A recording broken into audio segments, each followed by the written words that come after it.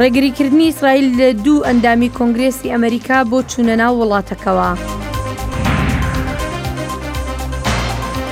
خۆپیشاندانی سیریانەکان لە جەزیرە.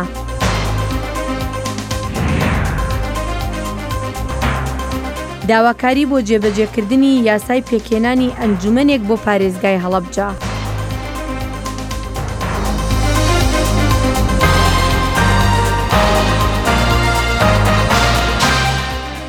سڵاو ئەم کاتەوە هەموو کاتێکتان خۆش بێت. جالی مجی سلااو و رێزێ بینەرێن هێژا بۆ vê بەرنامە نو ji کورد کونێکشن و ئەمی بەرنامە خوێ ji ئەمریکا دەست پێ بکن. لە ویلایەتا کەلیفۆرنیا دادگاها پێدەچوونێ فەرماندا گۆ divê حکوومەتا ئەمریکی bi rêvebertiya Trump xwarin av û alavên tenduristî û pakirnê ji zarokên penaber re peyda bikin yên got niha di navendên penaberiyê de dimînin. Di roja pênçşemê de sê dadwer lê San Francisco ferman dan got hikûmeta Trump peymana sala 1997 şikenandiye. Ev peyman got biryar dabû ji bo peydakirina alavên serekî yên pakirin û tenduristiyê ji penaberan re. Parêzerên hikûmetê ev yekê red kirin û gotin got hikûmet peyman neşkenandiye. ئیسرائیل گۆڕانکاری بەسەر بڕیارێکی پێشووتری هێنا بۆ ڕێگەگرتن لە دوو ئەندامی کۆنگرێسی ئەمریکا بۆ چوونە ناو ئیسرائیلەوە. ئێستا دەڵێت ڕێگە بە یەکێکیان دەدات. وەزیری ناوخۆی ئیسرائیل ئاریا دێری گوتی لەسەر بنەمای مرۆڤایەتی ڕێگە باڕەشیدا تلەیەب دەدرێت سەردانی داپیرە تەمەن 90 ساڵانەکەی لە کەناری ڕۆژاوا بکات و داوای لێکراوە ڕێز لە کۆتوبەندەکان بگیرێت و لە میانەی سەردانەکەیدا هیچ هەوڵێک نەدات بۆ بەرەو پێشبردننی بایکۆتکردنەکان. سەرۆک ترامپ دەڵێت ئەو نەدڵخۆشە و نەنیگەرانیشە لە ئیسرائیل کە ڕێگەی نەدا دوو ئەندامی دیموکراتی کۆنگرێسی ئەمریکا ئیلهان عومەر و ڕاشیدا تلیب سەردانی وڵاتەکەی بکەن. ئەوان زۆر دژی ئیسرائیلن، دژی جووەکانن. ئەگەر کەسێکی تر لێدوانی وای بدایە باجی قورسی ئەو قسانی دەدا. بەڵام من لەگەڵ خەڵک لەوێ قسەم کرد.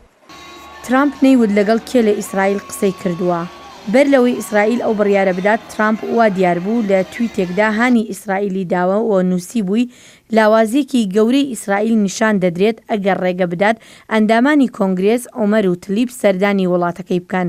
ئەوان ڕقیان لە ئیسرائیلە ڕقیان لە هەموو جووەکانە و ناتوانرێت هیچ بکرێت بۆ گۆڕینی مێشکیان. عومەر و تلیب هەردووکیان بە ئاشکرایی ڕەخنە لە هەڵسوکەوتی ئیسرائیل بەرامبەر بە فەڵەستینیەکان دەگرن. بڕیار بوو لە ماوەی چەند ڕۆژی داهاتوودا ئەوان سەردانی ئیسرائیل و چەند شارێک لە کەناری ڕۆژاوا بکەن. ڕێبەرەجووەکانی ویلایەتی مینەسۆتا کە عومەر نوێنەرایەتی دەکات ڕخنەیان لە ئیسرائیل گرت بۆ ڕێگەگرتن لە عومەر و ڕاشدا تلیبی نوێنەری میشیگان تا سەردانی ئیسرائیل بکەن بەهۆی پشتیوانیکردن لە بزوتنەوەیکی ئاشتیانە کە هەوڵ دەدات فشاری ئابووری بخاتە سەر ئیسرائیل بۆ کۆتاییهێنان بە داگیرکاری کەناری ڕۆژاوا. هەست دەکەم ئەندامی کۆنگرس ئیلهان عومەر پێویستە بڕوات بۆ ئیسرائیل تا خۆی ڕاستیەکان بە چای خۆی ببینێت و پێم وایە ئەو بڕیاری دراوە بڕیارێکی هەڵە بووە. عومەر شەوی پێنجشەمە لە کۆبوونەوەیەک لە مینەسۆتا ئەو پرسیارانەی ڕۆژنامەوانانی لەسەر ڕێگەگرتن بۆ چوونەکەی بۆ ناو ئیسرائیل پشتگوێ خست. پێشتر بەیاننامەیەکی دەرکرد کە تیایدا ڕاگەیاند ڕێگرتنەکەی حکوومەتی ئیسرائیل لێی دەبێت بەهۆی ڕێگەگرتن لە ئەنجامدانی کارەکانی وەکو ئەندامێکی کۆنگرێسی ئەمریکا.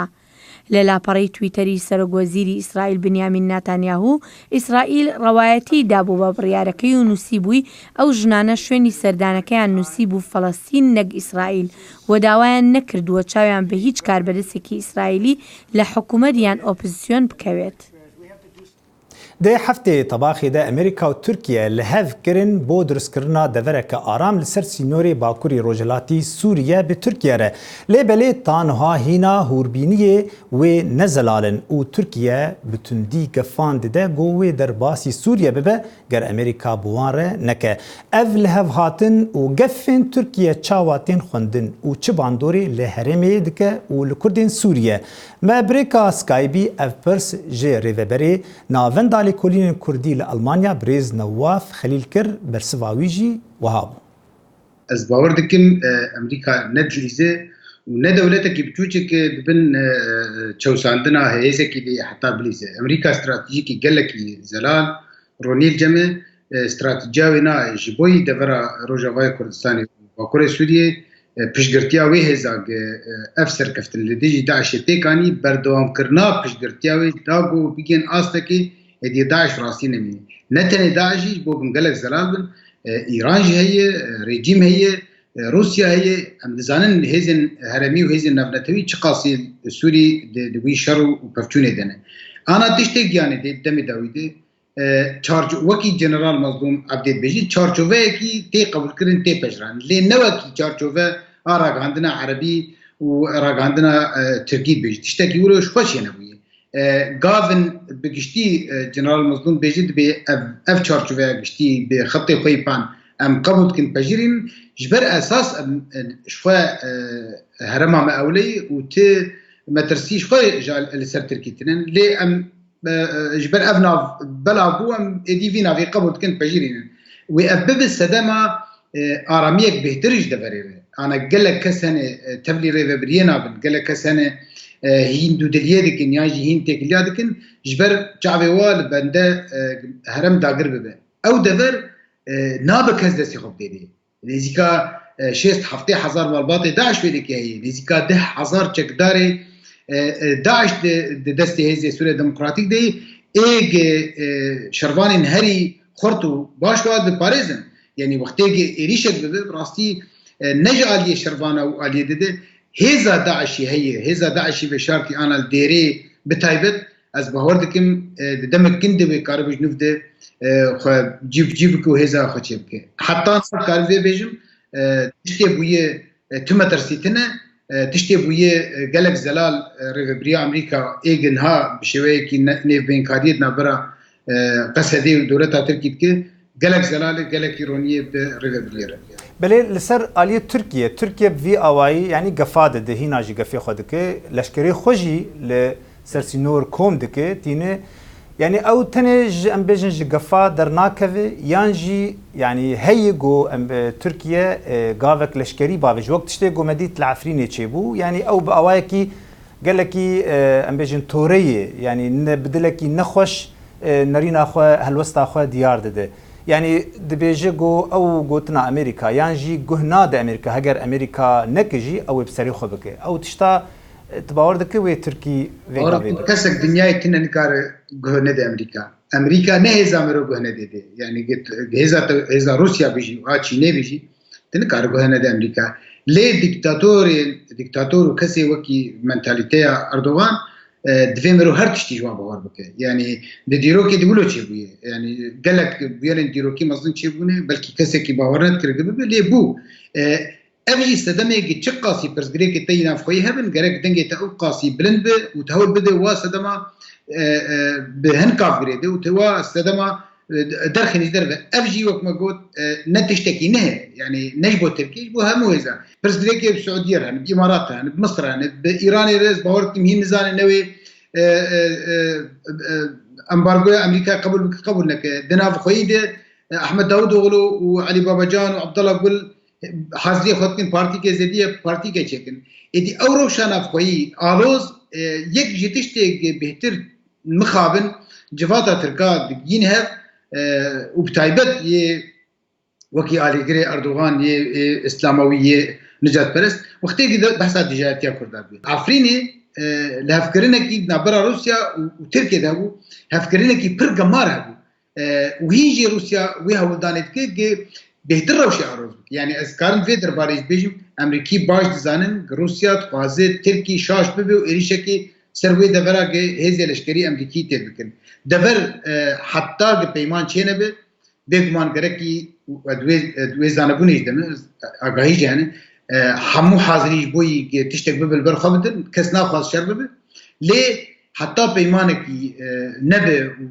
گودی وی بشتی در نکبه و اف مترسیب مینش بر ترک دخوازن دورا روجاوای کردستانی داگر بکن و اف جینش بر جوانجی نه امریکایی و نه روسیایی و نه ایرانی و نه رژیمی نه کسکی چما و ترکی به 5000 کیلومتر داگر بکه حساب انداز استراتژی لنه نوتو 5 استراتژی نفتا سوریه نه بر جواندی کسی دی و بیگمان گلجی هلوی دکر برخوابده به کردی خواب عربی خواب سریانی خواب ایگش قرقرنیش رویانه و هزک جهیه يعني دوي أصلا قهرمانية دي جبو ولبرخو بده تفقي كسمة نخوازه شر روداني ولدركن ڕۆژی چوارشەمەش سیریانەکانی قامشلۆ خۆپیشاندانێکیان سازدا دژ بە ڕژێمی سووریا و دیاریکردنی چارەنووسی سەید مەلەکی سیاسەتمەداریان. سعید ملکی سروکی بری یه سازیا چاندا سوریانی لسوریا بو هر وساجی جگری پارتیا یکیتیا سوریانی بو جسالا 2013 و جالی رژیم سوریه و هاتیه گرتن و روشاوی حتانی نها نزلال. روژا چهارشنبه سریان قامشلویی لدیجی رژیم سوریای جبو ناسکرنا چارنوسا سیاستمدار خو سعید ملکی داکتن کولانی. سعید ملکی یگو سروک کوملیا چاندی یا سریانی لسوریای بو و پاش رژی بو جیگری پارتیا یکیتیا سریانی.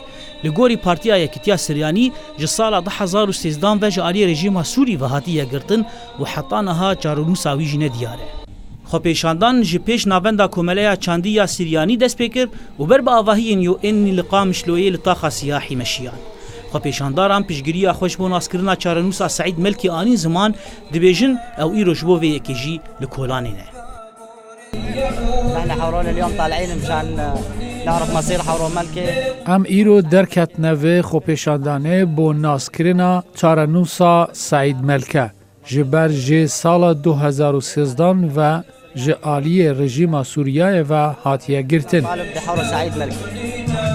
خریستیان قامشلو مشاخوال پیش آواهیا یو این راوستیان و مانگرتنگ لدار خستن هر وسا داخویانیه که هات خواندن داخویانی جالیه هفسروک پارتیا یکیتیا سریانی سنحریب برسوم هات خواندن لگوری سنحریب گو هولدان تکبرنا گل سریانی دریا گرتنا سیاستمدار وان ده مینا سعید ملکی جالی رژیم سوری و تکرن هر وسا داخویانیه ده بانگوازی جبو نتوین یکبوی هات کرن گو فشار رژیم سوریه بکه با ارمانجا ناسکرنا چارنوسا همو گرتین سیاسی یند زندان رژیم سوریه ده بتایبتی چارنوسا بریز ملکی جی ور ناسکرد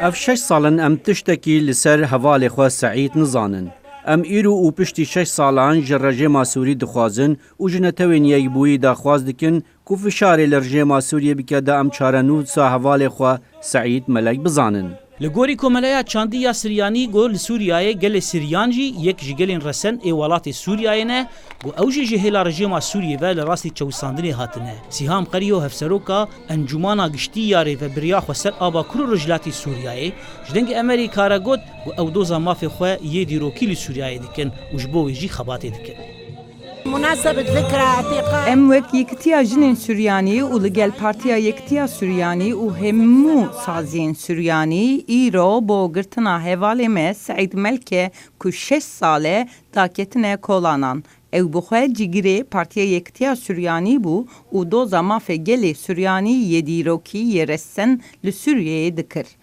هجای گوتنه یگو به هزاران ولاتیین سوری پشتی کریزا سوریای دست پیکر جالی رژیم سوری و هاتنه گرتن حتی نها چارنوسا هزاران انسانان ندیاره زانا عمر دنگ امریکا قامشلو اف مهک زیدتر در باسبویه لسر گربستیا دناو پارتی و یکیتی ده جبو دست نشان کرنا پارێزەرێکی جه پارێزگاها کرکوکیرا بەڵام هەتا ئێستا هیچ هەنگاوێک لەلایەن ئەنجومەنی پارێزگاوە نەنراوە بۆ دەنگدان لەسەر پارێزگار.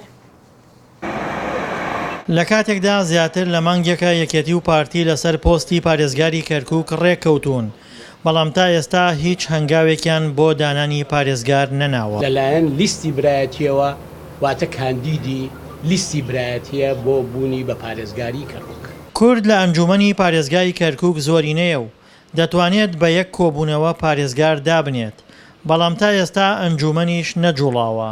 بەڵام مەبەستیانە داینانن مەبەستەکەیشانەوەیە داوای هەندێک پۆستیان کردووە لە کەرکووک پارتی کە پۆستی خۆیان نەبووە بۆ یەکێتیە و پۆستانە واز بێنێ بیدابووان هەندێشتیشێ لەگەڵ ڕاکانوانە ڕێکەوتن هەیە بڵێن سنەکان و پارتی دیموکراتی کوردستان پێش 2 ساڵ زیاترێ بێت لەگەڵ سنەکانە ڕێکەوتنیانەیە بۆ کەرکووک بە سەراحەتی شەندێکیان مەکتەب سیاسیەکانی پارتی وتیان ئێمە ڕاکانمان پێ باشترە جارێ مەبەستەکەیشیانەوێ هەتا هەڵبژاردننی داهاتوو بێت بۆی لەو هەڵبژاردنە زەختی لە یەکێتی بکەنە گەر یەکێتی ڕێکەوتنیەکی 50-50 من پێم وایە پەنابەرن بۆ عەرەب و تورکمان. عەرەب و تورکمان بەتوندی دژی ڕێکەوتنی یەکێتی و پارتی بۆ دانانی پارێزگار وەستانەوە. کوردیش دوای هەڵوێستەکەی ئەوان جۆرێک لە بێدەنگی هەڵبژاردووە. بیررورامان سەبارەت بە پارێزگار بەڕاستی بەرکەوتی هەڵبژاردن هەیە و ئەوە ڕاستیەکە و دەبێ باوەڕمان پێی هەبێت. بەڵام دەبێت لەوەی ڕێکەوتنی سیاسی هەبێت لە نێوان پێکاتەکاندا. پارێزگار ناتوانێت پارێزگاری بکات ئەگەر ڕەزامەندی نەبێت لە نێوان لایەنەکاندا کە بێ پارێزگاری کەرکووک. بۆەوەی ئەم شارەش بە ئاشتیانە بژی. لەگەڵ ناڕازیبوونی عارەب و تورکماندا کەمال کەرکووکی سەرۆکی ئەنجومەنی سەرکردایەتی کەرکووکی پارتیش بە دەنگی ئەمریکای و دۆخی ئێستای کەرکووک بۆ هەڵبژاردننی پارێزگار گونجاو نییە. ئەم جۆرە لێدوانانەی بەرپرسانی پارتی جۆرێک لە گومان و نیگەرانی لای هەندێک بەرپرسی یەکێتی دروست کردووە کە پارتی ڕێکەوتنی لەگەڵ عارەب و تورکمان هەبێت. بەڵام عارەب ڕەتی دەکاتەوە. هیچ ڕێکەوتنێک نییە بەو شێوەیە. ڕێکەوتن لەگەڵ یەکێتی و پارتی حکوومەتی فیدرالیدا هەیە دەربارەی چارەسەرکردنی دۆسیی کەرکووک. هەندێک زانیاری نافەرمی بڵاو کراونەتەوە گوایە بەغدا یەکێتی و پارتی ڕازی کردووە دەست لە پۆستی پارێزگار تا هەڵبژاردننی داهاتووی ئەنجومەنی پارێزگاکان هەڵبگرن. بەڵام تا ئێستا یەکێتی و پارتی بە فەرمی ئەم زانیاریانیان پشڕاست نەکردوتەوە. دڵشادەنوەر، دەنگی ئەمریکا، کەرکووک. کاندیدەکانی لایەنە سیاسەکانی ئەنجومەنی پارێزگای هەڵەبجە داوا دەکەن ئەو یاسایی کە پەسەند کرابوو بۆ دامەزراندنی ئەنجومەنی پارێزگا بچێتە بواری جێبەجێکردنەوە. دوای بە پارێزگاکردنی هەڵەبجە، پەرلەمانی کوردستان لە دانیشتنی ژمارە 2 بەرواری 5/2 ساڵی 2015 یاسای ئیدارەی پارێزگای هەڵەبجەی پەسەند کرد کە لە 12 مادە پێگاتووە. لە مادەی دووەمی یاساکەدا و لە بڕگەی یەکەمیدا ئاماژە بە پێگەێنانی ئەنجومەنێکی 25 کەسی بۆ هەڵەبجە دەکات. بەڵام ئێستاشی لەگەڵدا بێت یاساکە جێبەجێ نەکراوە و هەڵەبجە ئەنجومەنی پارێزگایی نییە. سەردانی لایەنەکانمان کردووە و سەردانی نووسینگەی پەرلەمانمان کردووە یادداشتێکمان پێداوە بۆ ئەوەی کەوا پەرلەمانی کوردستان بەدوارەچوون بۆ یاساکەی خۆی بکاو داوا لە لایەنی پەیوەندیدار بکا کە ئەنجومەنی وەزیرانە ئەویش بکاتە سەر محافظە و لەوێەوە بکاتە سەر لایەنەکان کەوا جارێکی تر ڕێکەوتنەکە زیندوو بکەنەوە. لایەنە سیاسیەکانی هەڵەبجە لە ساڵی 2017دا لەسەر دابەشکردنی کورسیەکان ڕێکەوتوون. دوایین هەڵبژاردنیان کردووەتە پێوەەر بۆ بەرکەوتەکانیان. کاندیدەکانیشیان ئاراستەی حکوومەت کردووە. بەڵام حکوومەتی هەرێم وەڵامی نەداونەتەوە. لە ئێستادا نووسینگەی هەڵەبجەی پەرلەمانی کوردستان دەڵێن کار بۆ جێبەجێکردنی یاساکەی پەرلەمان دەکەن. پەرلەمان یاسای دەرکردووە بەڵام بە ڕۆڵی چاودێری خۆی هەڵنەساوە و ئەم بۆچی تا ئێستا ئەم یاسایی ناو پەرلەمان جێبەجێ نەکراوە و خاڵێکی تریشیان داواکاریان لەسەرەوە بوو کە جارێکی تر لایەنە سیاسیەکان کۆ بکرێنەوە لەلایەن نووسینگەی پەرلەمان و پارێزگای هەڵەبجەوە بۆی ئەگەر گرفتێک و کێشەیەک پێشتر هەبوو بێ لە نێوان لایەنە سیاسیەکانە و نەیانتوانین بێ بکەونە ڕێکەوتن جارێکتر بکەونە ڕێکەوتن و بۆ ناوی کاندیدەکان بە تەواوی ئەنی هەر 25 کاندیدەکە جارێکی تر بەرز بکرێتەوە بۆ وەزارەتی ناوخۆڵیەوە بۆ ئەنجومەنی وەزیران بۆ بڕیاری دامەزراندنیان بۆ دەربچێت. پارێزگار و دووجێگرەکەی کە لەسەر بنەمای یاساکە دەست بەکاربوون دەڵێن پێیان باشە بە زووترین کات ئەنجومەنەکە تەشکیل بکرێت و دەشڵێن لەو ڕوەوە داواکاریان ئاراستەی حکوومەت کردووە. ئەمە پشتگیری تەواویانەکەین و هەر کردوشتمانە نووسراوەکان هەمووی لای ئێمەوە ئاراستەی وەزارەتی ناوخۆ ئەنجومەنی وەزیران دواتر کراوە و لە سەردانیشمان بۆ لای بەڕێز جێگری سەرۆکی حکوومەت جاری کە ئێمە لەگەڵ جەنابیان باسمان کرد بەڵێنی ئەوەی پێیان ئەگەر انتخابات دواب بکەوێ ئەنجومەنی پارێزگای هەڵەبجە بەڵێ ئەیخێنە سەر پێ بە هەماهەنگی لەگەڵ کابینەی نوێە کە دوای تەشکیلی کابینی ئەمە پێشتر سەردانمان کرد لە کابینەی نوێ ئەیخێنە سەر پێ. فەرحان هەورامانی، دەنگی ئەمریکا، هەڵەبجە. ڕێکخراوی نێونەتەوەیی بۆ پەنابەرە ژنەکان پرۆژەیەکی بەناوی جیهانی ئێمە جیهانە ڕێکخستووە. لەو پرۆژەیەدا ئەو پرۆژەیە بە کۆرسی ژنانی کورد، تورک و ئێرانی و سووریایی دەستی پێکرد. کۆمەلە ژنên کۆچبەریە ناونەتەوەیی bi duruşmeya zimanê muzîkê gerdoniye mazûvaniya proje bi navê Berêmelê Cîhanê li Îstanbulê dike. Proje bi avakirina koroya ku ji jinên Kurd, Türk, jinên Îranî û Sûrî pêk tê dest pê kir. Koroya ku ji gelek jinên koçber pêk tê dixwaze ku balê bişîne ser dewlemendiya çandî. Her wiha jinên endamên koroyê bi zimanê xwe stranên xwe dibêjin. Jin bi vî awayî stranên bi zimanê xwe fêrî hevdû dikin. û danûstandinekî çandî di navbera wan de pêk tê. Serkariya Koroyê Ayşegül Yordam'a ku bi salaya têkoşîna jinê dide dike. Yordam dibêje ku armanca vê Koroyê bi stranên zimanên cuda anîna cemheviya çandên cuda ye. û wiha dibêje. Uluslararası Göçmen Kadınlar Derneği ile bir Mebehevkariya Komeleya jinin koçberiya navnetevi xebatek amade kir û koroyek jinin koçber pek te ava kir. Divê Koroyê de Kürt, Türk, Arab û İranî hene. Em ji her zamanî stranan dibêjin. Şarkı söylüyoruz hep beraber. Jinên li ber newaya stranên Kurdî, Tirkî, Farsî û Erebî car caran xemgîn dibin û car caran jî digihêjin coşekî mezin û dixwazin ku ev koro berfirehtir bikin û konseran jî li dar bixin. Yek ji endamên Korê Meryem Abbas ji Îranê ye. Ew jî dibêje ku gelekî ji cêgirtina di nava Koreyê de keyfxweş e û wiha axivî. Em bi hevra pir bextewerîn. Em zimanê xwe fêrî hevdû dikin. Ez bangewaziya ku herkes tevlî vê korê bibe dikim. Dîsa Fatma Hîco ya ku ji Sûriyê ev 6 sala li Tirkiyeyê dijî dibêje dema min ev koro bihîst bêyî ku tereddût bikim hatim tevlî bûm. Em li vir bi jinan re hezkirinê û aştî parve dikin. Di koroyê li derfedê ku ez gelek jinan nas bikim çêbû. Ez bêhtir bihêz bûm. Ji xwe min pir ji muzîkê hez dikir. Ez li vê derê giyanê xwe jî têr dikim. من بوتانی یعنی امریکا استانبول.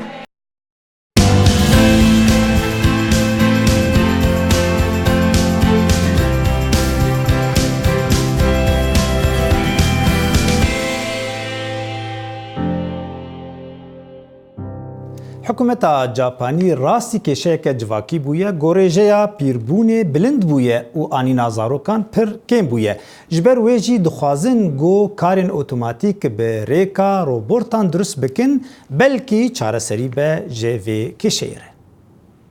د ولاتê Japonyayê de rojekê her wekî xwe ye. Ji bilî ku robotek qehve çêrike. Dema em kêfa muşteriyan tînin dilê wan geş dibe ji ber wê yekê me ev robot çêkir.